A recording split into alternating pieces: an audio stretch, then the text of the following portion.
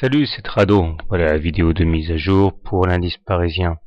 Une fois n'est pas coutume, je vais commencer avec l'hebdo parce que c'est assez déterminant. Tout d'abord, j'avais signalé la semaine dernière que nous étions rentrés en phase 4 de Weinstein. Effectivement, la moyenne mobile à 30 semaines ici, entrée gras, est devenue décroissante et nous avons effectivement cassé un support majeur, en l'occurrence les 3660, ce qui nous vaut depuis 3 semaines d'enchaîner des semaines assez calamiteuses. Donc effectivement, rien de nouveau à ce sujet, on est bien en phase 4, en tendance baissière, phase pendant laquelle Weinstein ne recommande pas d'acheter, mais plutôt de se délester, voire de vendre à découvert l'indice. Il faut également remarquer que j'avais dit un peu rapidement que le canal noir avait été préservé.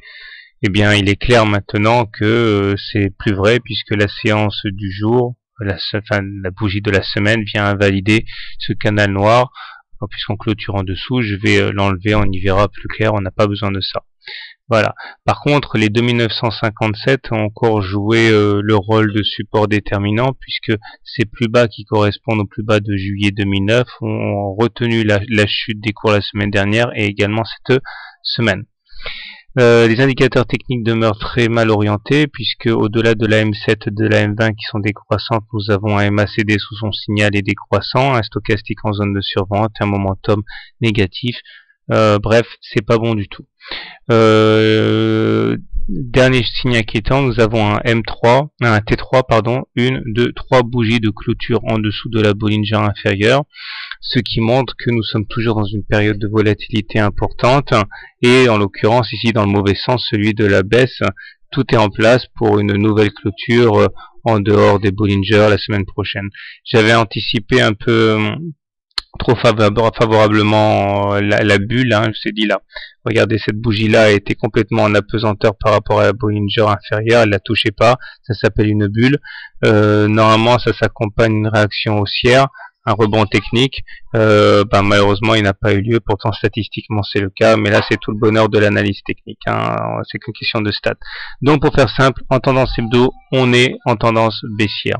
Maintenant en journalier, puisque la séance vient de s'achever, nouvelle séance calamiteuse en journalier aussi, puisque la cassure de la M7 hier s'est traduite par une continuation de la dynamique baissière, et aujourd'hui on a frisé la correctionnelle. Au plus bas on était descendu en dessous des 3000 et nous clôturons in extremis au-dessus des 3000. J'ai envie de dire que l'essentiel est sauf. Les indicateurs techniques sont mal orientés, MACD sous son signal, stochastique qui repasse son signal à la baisse et momentum négatif. Bref, cocktail détonnant d'éléments peu favorables. Alors maintenant, on peut éventuellement, si on est optimiste, prévoir une sorte de double bottom ici, on repartirait à la hausse, un W quoi.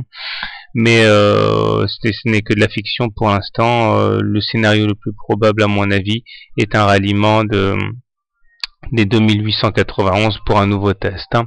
Alors si vous êtes haussier sur le CAC, vous pouvez donc éventuellement soit attendre les 2891 pour acheter, soit acheter tout de suite, mais je vois pas trop en vertu de quoi si ce n'est la présence de cette mèche basse assez longue. Si vous êtes baissier sur le CAC, vous pouvez shorter le contact avec la M7, ou alors pour les plus conservateurs attendre un retour contre la M20 pour shorter, pour se remettre dans le sens de la tendance. Quant à moi, vous savez comment ça fonctionne, en dessous d'une M20 baissière, je considère qu'on est en tendance baissière, donc priorité aux ventes à découvert. Bonne soirée, bon trade et à demain.